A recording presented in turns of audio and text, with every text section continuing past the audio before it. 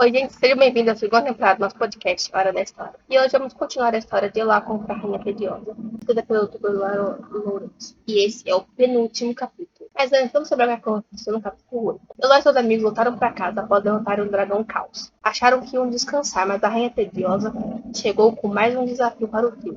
Depois de muito esforço, eles concluíram mais um desafio, e agora só faltava um desafio para vencerem e continuarem vivendo na Turilândia. Será que eles vão conseguir? À beira do abismo. Alguns dias se passaram depois do segundo desafio. Enquanto esperavam a próxima prova, os três amigos decidiram embarcar em uma verdadeira jornada de alegrias. Parecia até que tudo tinha voltado ao normal, mas Eloá e Laís sabiam que o perigo estava próximo. A Rainha Tediosa não tinha se dado por vencida. Até que os três foram surpreendidos com a presença do professor Falcão. Daquela vez ele havia aparecido de repente, sem causar o barulho tão comum na sua chegada. O professor trazia dois envelopes e tinha uma cara de medo. Em minhas palavras, o professor Falcão foi direto ao ponto. Como vão, crianças, trago aqui comigo duas correspondências. A primeira diz respeito à última prova que vocês fizeram enfrentar. Abriu o envelope e começou a ler. Bobas crianças, tenho que reconhecer que vocês não estão prevencidos. Pensei que não precisaria aplicar nenhuma prova a esta altura do campeonato. Pelos meus malignos cálculos, a uma hora dessas vocês já estariam no reino das evidências explicáveis. Pois agora quero ver vocês provarem que as aulas desse professor Falcão serviram para alguma coisa. Peguem logo suas asas e voem sobre o triângulo dos biquínis.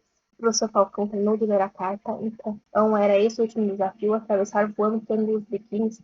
Ela era mesmo uma espertalhona. Eloá não poderia ter pensado no desafio mais difícil. Os mais assustadores mistérios do século tinham acontecido no triângulo de biquínis. Como ela e seus amigos, usando suas simples alas de borboleta, morcego e anjinho caído, conseguiriam se safar. A resposta era uma só: eles não conseguiriam se safar. E era justamente essa a intenção da Rainha Tediosa. Propor um desafio tão difícil que seria praticamente impossível executá-lo.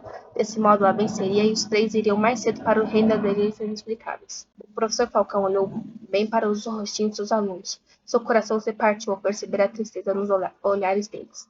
Então ele lhes entregou o segundo envelope. Eloá pegou e foi logo perguntando: o que é isso? Uma carta, respondeu o professor. Uma carta? Perguntaram os três curiosos. Eloá estava prestes a vê-la.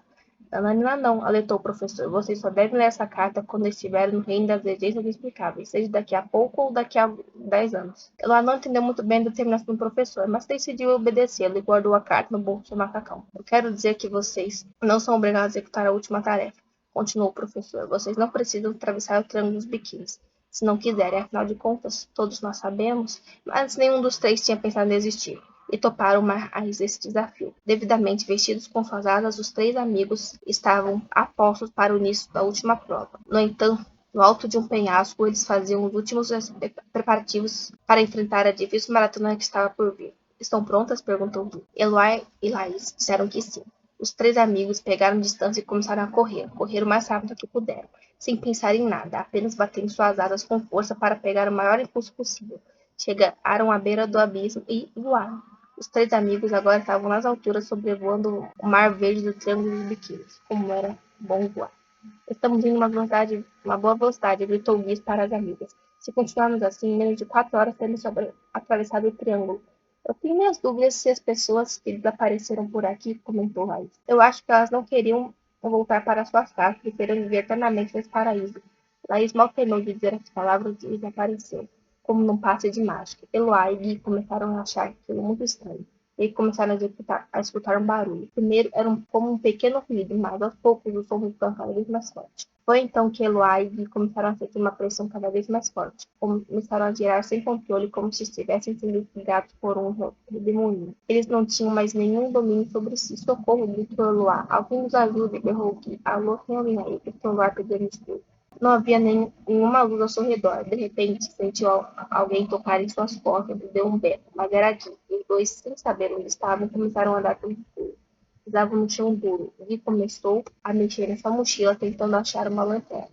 A luz não chegava muito longe, por isso eles só conseguiam enxergar distâncias próximas.